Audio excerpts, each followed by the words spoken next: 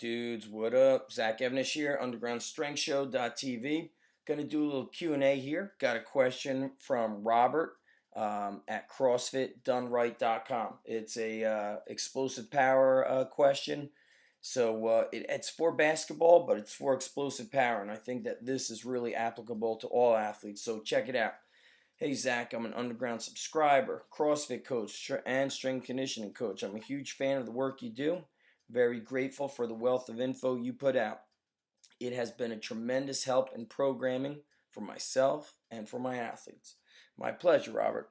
I love when I get guys fired up about what I do.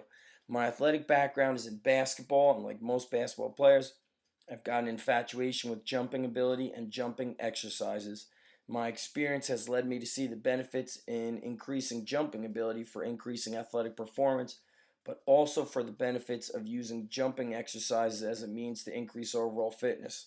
Awesome. I like how Robert is open-minded with jumping. My questions to you. Do you have any experience working with basketball players, and what explosive lower body movements did you have them performing and why? Also, do you have any recommendations for resources you've come across over the years training related to jumping and explosive strength?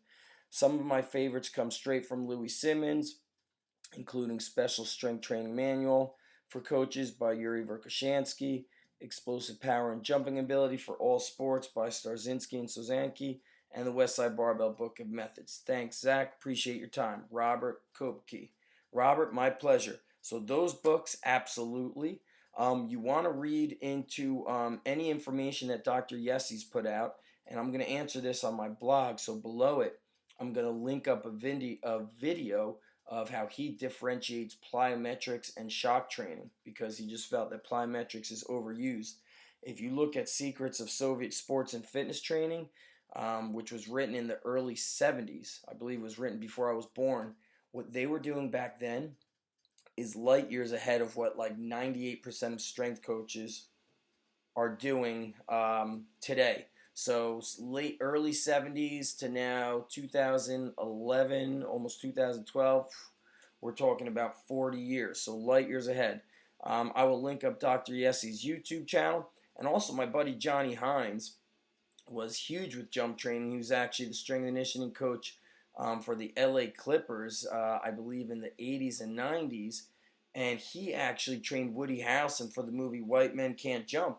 And Johnny increased his vertical and does this with all his basketball players. He still trains guys in the NBA today, as well as middle school, high school, and collegiate ball players. He helps them with their vertical by using his power jumper, which is resisted jumps. And he doesn't do the typical low reps, he does high reps. And I will link you up to the power jumper below this video on the blog.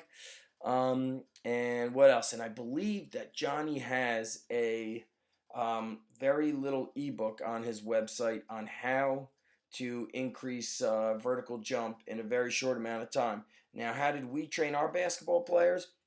Number one, we get them strong and athletic. We blend the two together. So we start them with low-level jumps.